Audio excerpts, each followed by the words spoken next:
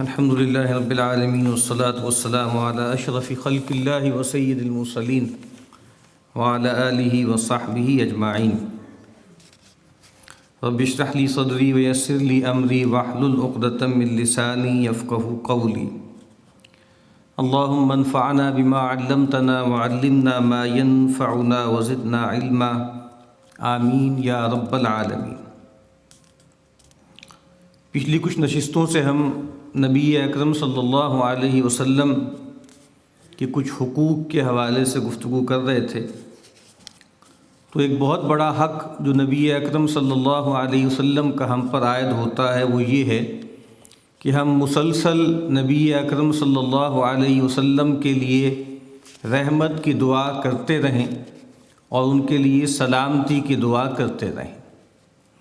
اور یہ حکم ہمیں قرآن مجید میں دیا گیا ہے کہ یا ایھا الذین آمنوا صلوا علیہ وسلموا تسلیما، اے وہ لوگوں جو ایمان لائے ہو، اللہ کے نبی صلی اللہ علیہ وسلم پر درود بھیجو اور ان کے لیے سلامتی کی دعا کرو۔ تو درود و سلام نبی اکرم صلی اللہ علیہ وسلم کے لیے، تو کچھ اس کی جو فضائل ہیں اس کا ہم یہاں مطالعہ کر رہے تھے۔ ایک بہت اہم فضیلت نبی اکرم صلی اللہ علیہ وسلم پر درود کی وہ یہ ہے کہ جو شخص درود پڑھتا ہے وہ نبی اکرم صلی اللہ علیہ وسلم کی شفاعت پائے گا۔ ہم میں سے ہر شخص اس کا محتاج ہے، اس کو اس کی ضرورت ہے کہ وہ نبی اکرم صلی اللہ علیہ وسلم کی شفاعت کا گویا ریسیپینٹ بنے، اس کو یہ شرف حاصل ہو۔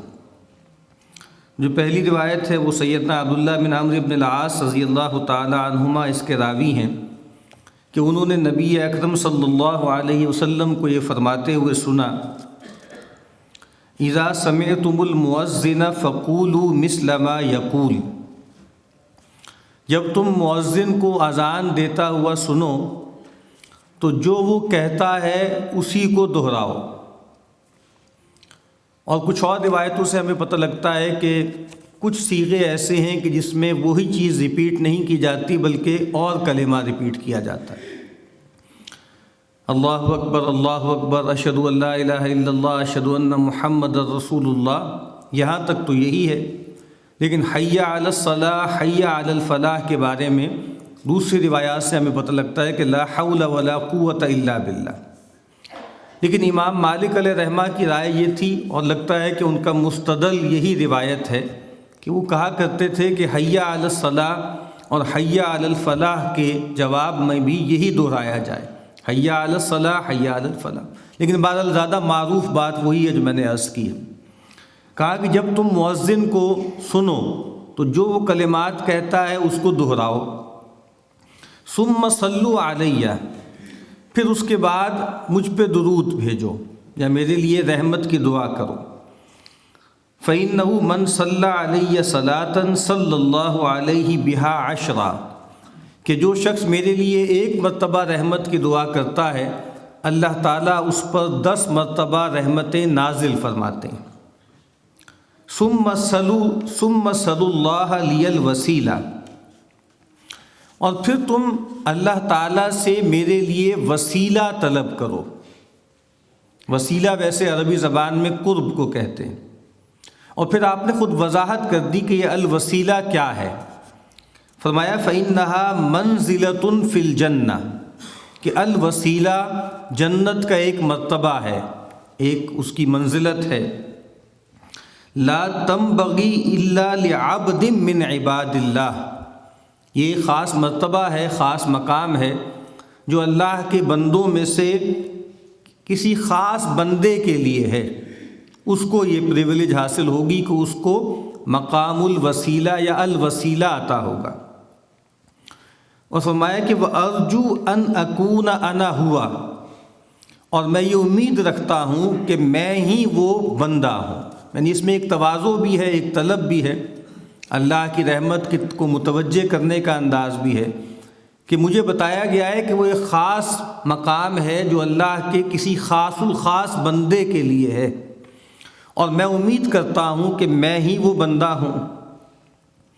فمن سأل لی الوسیلہ حلت لہ الشفاعہ، تو جو میرے لیے وہ الوسیلہ، وہ مقام قرب اللہ تعالیٰ سے مانگے گا، وہ میری شفاعت کو پالے گا۔ لٹرل ترجمہ اس کا کیا ہے؟ اس کے لیے میری شفاعت حلال ہو جائے گی۔ تو یہ بہت بڑی فضیلت ہے۔ جس طرح میں نے عرض کیا ہے کہ ہمارے ہاں چونکہ شفاعت کے بارے میں انتہائی رائے قائم کر لی گئیں۔ ایک رائے تو یہ ہے جو عوام الناس میں پائی جاتی ہے کہ جو چاہو کرو، نماز بھی نہ پڑھو، روزہ بھی نہ رکھو، زکوٰۃ بھی نہ دو، حج بھی نہ کرو، لوگوں پہ ظلم کرو، زیادتیاں کرو، لوگوں کے مال پہ قبضہ کر لو، اور کسی درگاہ سے، کسی آستانے سے، کسی پیر صاحب سے بس تعلق قائم کر لو، اور وہ جو پیر صاحب ہیں، وہ حضرت صاحب ہیں، وہ تمہیں بچا لے جائیں گے بس، اور اللہ تعالیٰ ان کی بات ٹال ہی نہیں سکتے۔ تو ایک شفاعت باطلہ کا تصور ہے کہ جس کے بعد قرآن و سنت کی، دین کی، شریعت کی کوئی اہمیت ہی نہیں رہتی۔ لیکن ایک دوسری انتہا بھی ہو گئی ہمارے ہاں، وہ لوگ کہ جو جدید لوگ ہیں، ریشنلسٹ ہیں۔ آپ کو معلوم ہے کہ معتزلہ نے بھی انکار کیا شفاعت کا۔ انہوں نے کہا کہ بھئی اس طرح اگر ہم شفاعت کو مان لیں کہ جو ہے وہ شفاعت ویلڈ ہوگی تو اس سے بے عملی پیدا ہوگی، اور ان کا جو کہ تصور ایک عدل بھی ایک تھا کہ بس آپ جو کریں گے اس کا نتیجہ نکلے گا۔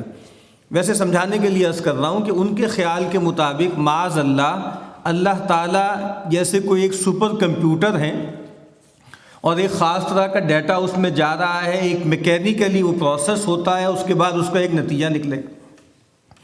تو وہ شفاعت وغیرہ کے قائل نہیں ہے۔ تو ہمیں درمیان کی رائے اختیار کرنی ہے کہ شفاعت حق ہے۔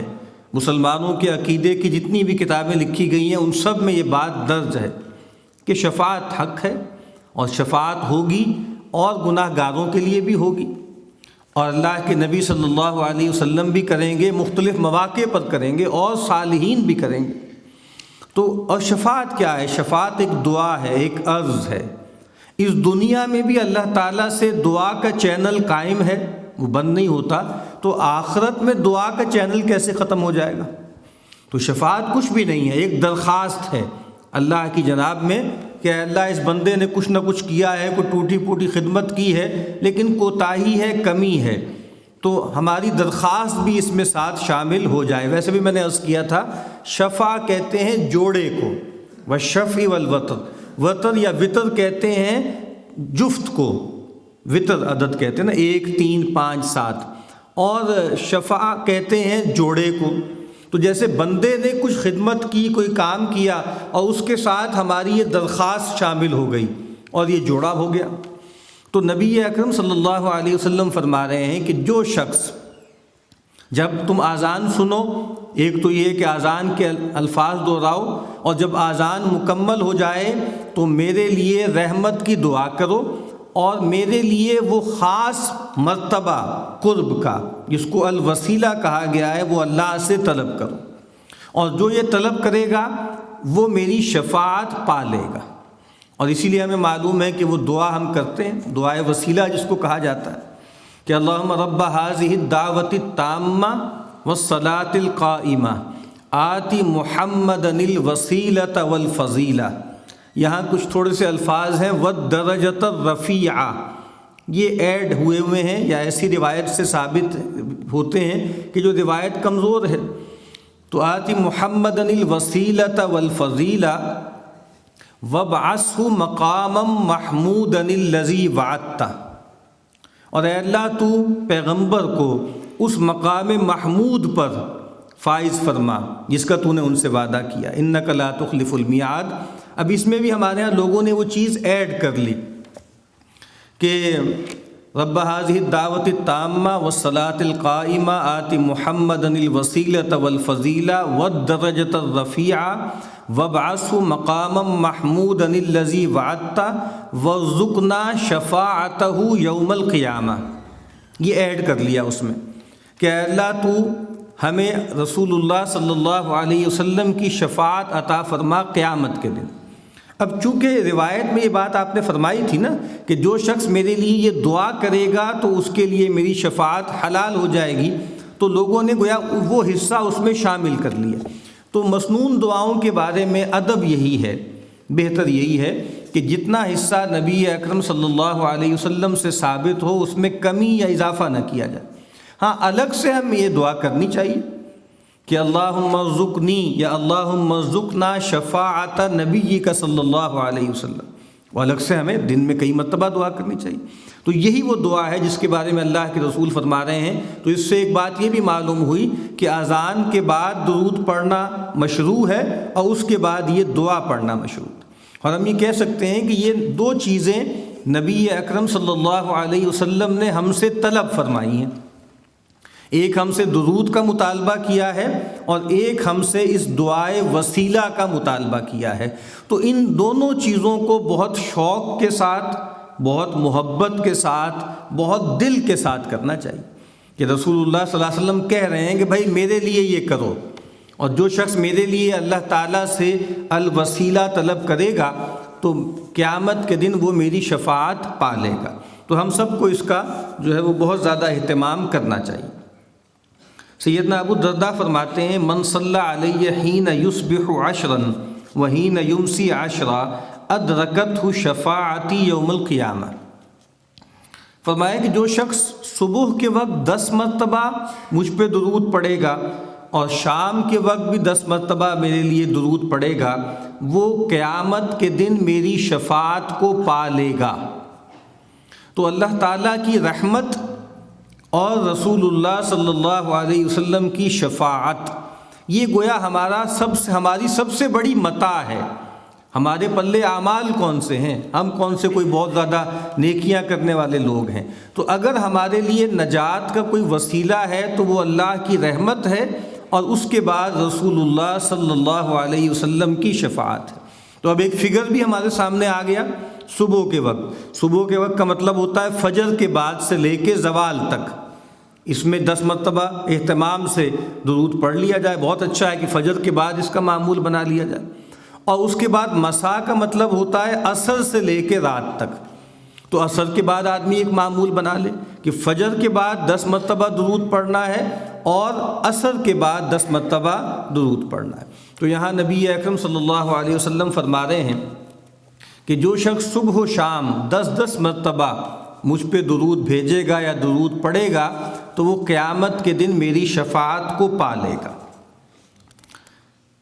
نبی اکرم صلی اللہ علیہ وسلم نے فرمایا کہ من صلی علی محمد وقال، کہ جس نے محمد صلی اللہ علیہ وسلم پر درود بھیجا، ان کے لیے رحمت کی دعا کی، وقال، اور پھر ساتھ یہ دعا کی اللہم انزلہ المقعد المقرب عندک یوم القیامہ، یہ دعا کی کہ اللہم انزلہ، اے اللہ تو اپنے پیغمبر صلی اللہ علیہ وسلم کو اتار، المقعد المقرب عندک، بہت ہی قرب کے بیٹھنے کی جگہ اپنے پاس، یعنی انتہائی قرب کا جو مرتبہ ہے، اے اللہ تو اپنے پیغمبر کو اس مرتبے پر رکھ، اس جگہ پر بٹھا۔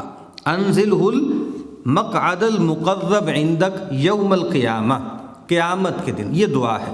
اللہم انزلہ المقعد المقرب عندک یوم القیامہ، کہا کہ جو شخص میرے لیے رحمت کی دعا کرے اور اس کے بعد یہ دعا کرے کہ اے اللہ تو پیغمبر کو قیامت کے دن اپنے ہاں انتہائی قرب کی جگہ پر بٹھائیو، تو جو یہ دعا کرے گا وجبت لہو شفاعتی، اس پر میری شفاعت واجب ہو جائے گی، مجھ پہ لازم ہے کہ میں اس کی شفاعت کروں اور اللہ کے ہاں اس کے لیے رحم کی درخواست کروں۔ اگلی جو فضیلت ہے وہ بھی بہت غیر معمولی ہے، اور اگر ہمیں جیسے اگر پیغمبر سے محبت کا کچھ بھی تعلق ہمیں ہے تو یہ وجد آفری بات ہے جو یہاں نبی اکرم صلی اللہ علیہ وسلم نے فرمائی۔ سیدنا ابوبکر صدیق رضی اللہ تعالی عنہ اس کے راوی ہیں، وہ فرماتے ہیں کہ رسول اللہ صلی اللہ علیہ وسلم نے فرمایا اکثر الصلاۃ علیہ، مجھ پر کثرت سے درود بھیجا کرو، کثرت سے میرے لیے رحمت کی دعا کیا کرو۔ فإن اللہ وکل بی ملکا عند قبری، کہ اللہ تعالیٰ نے میری قبر کے پاس ایک خاص فرشتہ مقرر کیا ہے، ایک ملک جو ہے ملک موکل ہے، موکل کا مطلب ہوتا ہے خاص اسی کام کے لیے ڈیزگنیٹڈ ہے، ایک فرشتہ میری قبر پر اللہ تعالیٰ نے مقرر کیا ہے۔ فَإِذَا صَلَّى عَلَيَّ رَجُلٌ مِّنْ أُمَّتِي، تو جب میری امت کا کوئی شخص مجھ پہ درود بھیجتا ہے، میرے لیے رحمت کی دعا کرتا ہے، قَالَ لِي ذَلِكَ الْمَلَكُ، تو وہ فرشتہ مجھ سے کہتا ہے، یا محمد، اے محمد صلی اللہ علیہ وسلم، ان فلان ابن فلان صلی علیک الساعہ، کہ فلاں ابن فلان نے اس گھڑی آپ کو کے لیے درود پڑھا ہے، آپ پر رحمت کی دعا کی۔ یعنی اللہ کے نبی فرما رہے ہیں کہ کثرت سے میرے لیے درود پڑھا کرو، میرے لیے رحمت کی دعا کیا کرو، کہ اللہ تعالیٰ نے میری قبر پر ایک فرشتے کو مقرر کیا ہے، جب بھی کوئی شخص مجھ پہ درود بھیجتا ہے تو وہ فرشتہ مجھے بتاتا ہے کہ فلاں فلاں کا بیٹا اس نے اس گھڑی آپ کے لیے رحمت کی دعا کی ہے۔ تو یہ کتنی بڑی بات ہے کہ ہم ایسے جو ناچیز لوگ ہیں، بالکل ناکارہ لوگ ہیں، ان کا نام بنام نبی اکرم صلی اللہ علیہ وسلم کے سامنے پیش کیا جائے کہ آپ کا فلاں امتی، جس کا نام یہ ہے، اس کے باپ کا نام یہ ہے، اور اس نے اس گھڑی آپ پر درود بھیجا ہے۔ اب ظاہری بات ہے کہ یہ متشابہات کی نوعیت کی چیزیں ہوتی ہیں کہ نبی اکرم صلی اللہ علیہ وسلم کی زندگی کا کیا تصور ہے۔ قرآن مجید تو یہ کہتا ہے کہ ہم شہداء کی زندگی کا بھی تم کوئی تصور نہیں کر سکتے، وہ زندہ ہیں لیکن تمہیں شعور نہیں ہے۔ کجا یہ کہ ہم اپنے پیمانے لے کر نبی اکرم صلی اللہ علیہ وسلم کی حیات مبارکہ، اس کی تفصیلات میں جا پڑیں، لیکن صاف بات آپ نے یہ بتائی ہے کہ ایسا ہوگا۔ اب ہم اگر اپنا محدود دماغ اس پہ لگا کر سوچنے لگیں کہ بلا مبالغہ ہزاروں لوگ بیک وقت یہ کام کر رہے ہوتے ہیں تو یہ کیسے ہوگا، بس ہمیں یہ نہیں سوچنا۔ وہ ایک اور عالم ہے، اس کے قوانین الگ ہیں، اس کے نوامیس الگ ہیں۔ تو بس نبی اکرم صلی اللہ علیہ وسلم نے ہمیں یہ بشارت دی ہے، یہ ترغیب دلاتے وقت، یہ کثرت سے میرے لیے رحمت کی دعا کیا کرو، کہ جب بھی کوئی شخص میرے لیے رحمت کی دعا کرتا ہے، مجھ پر درود بھیجتا ہے، تو ایک فرشتہ مقرر ہے جو مجھے بتاتا ہے کہ اس وقت اس گھڑی میں آپ کے فلاں امتی نے آپ کے لیے رحمت کی دعا کی ہے۔ تو یہ بہت بڑا شرف ہے۔ ایک اور روایت ہے کہ اللہ کے نبی صلی اللہ علیہ وسلم نے فرمایا، ان للہ تعالی ملکن آتاہ سمع العباد، اللہ تعالیٰ کے کچھ فرشتے ہیں جن کو اللہ تعالیٰ نے بندوں کی سماعتوں کا علم دیا ہے، وہ سن سکتے ہیں اللہ کے بندے کیا کہہ رہے ہیں۔ فَلَيْسَ مِنْ أَحَدٍ يُصَلِّي عَلَيَّ إِلَّا أَبْلَغَنِيهَا، کہ کوئی شخص نہیں ہے جو میرے لیے رحمت کی دعا کرتا ہے مگر وہ فرشتے مجھ تک اس درود کو پہنچا دیتے ہیں۔ وَإِنِّي سَأَلْتُ رَبِّي، اور بے شک میں نے اپنے رب سے یہ بات مانگی، اللہ يُصَلِّي عَلَيَّ عَبْدٌ، کہ نہیں کوئی بندہ میرے لیے رحمت کی دعا کرے، صلاۃً الا صلی علیہ عشر امثالہا، کہ جب بھی میرا کوئی بندہ میرے لیے رحمت کی دعا کرے، اے اللہ تو 10 مرتبہ اس پر رحمت نازل فرما۔ جس طرح میں نے پہلے عرض کیا تھا کہ یہ گویا جو فضیلت ہے کہ ایک مرتبہ درود پڑھنے سے 10 مرتبہ اللہ کی رحمت متوجہ ہوتی ہے، یہ خود رسول اللہ صلی اللہ علیہ وسلم کی فرمائش اور درخواست پر یہ فضیلت ملی۔ تو کہا کہ میں نے اللہ تعالیٰ سے درخواست کی ہے کہ جو شخص بھی میرے لیے ایک مرتبہ درود پڑھے، اللہ تعالیٰ اس پر 10 مرتبہ رحمتیں نازل فرمائے۔ آخری روایت اس مضمون کی ہے، عبداللہ ابن مسعود فرماتے ہیں کہ رسول اللہ صلی اللہ علیہ وسلم نے فرمایا، ان للہ تعالی ملائکۃ سیاحین فی الارض، اللہ تعالیٰ کے کچھ فرشتے ہیں جو زمین میں چکر لگاتے رہتے ہیں، سیاحت کرتے رہتے ہیں، گھومتے پھرتے رہتے ہیں۔ یبلغونی من امتی السلام، اور جو میری امت کا سلام، میری امت جو میرے لیے سلامتی کی دعا کر رہی ہے، وہ فرشتے مجھ تک پہنچاتے ہیں۔ اور اسی لیے میں نے آپ سے پہلے بھی عرض کیا تھا کہ یہ جو مختصر صیغہ ہے صلی اللہ علیہ وسلم یا صلی اللہ علیہ وآلہ وسلم، اس کی بھی ہمیں کثرت سے تکرار کرنی چاہیے۔ جب بھی رسول اللہ صلی اللہ علیہ وسلم کا ذکر ہو، آپ کا نام آئے، چاہے نام کے ساتھ چاہے ضمیر کے ساتھ، تو ہم گویا یہ مختصر تو پڑھ ہی لیں نا، کیونکہ اس روایت میں سلام کا تذکرہ ہے کہ جب بھی میرا کوئی بندہ مجھے سلام کرتا ہے، وہ اتحیات میں بھی ہم کرتے ہیں السلام علیک ایھا النبی، تو کہا کہ جب بھی کوئی بندہ میرے لیے سلامتی کی دعا کرتا ہے تو وہ فرشتے مجھ تک اس سلام کو پہنچاتے ہیں۔ تو دعا ہے کہ اللہ تعالیٰ ہمیں کثرت سے درود و سلام پیش کرنے کی توفیق عطا فرمائے۔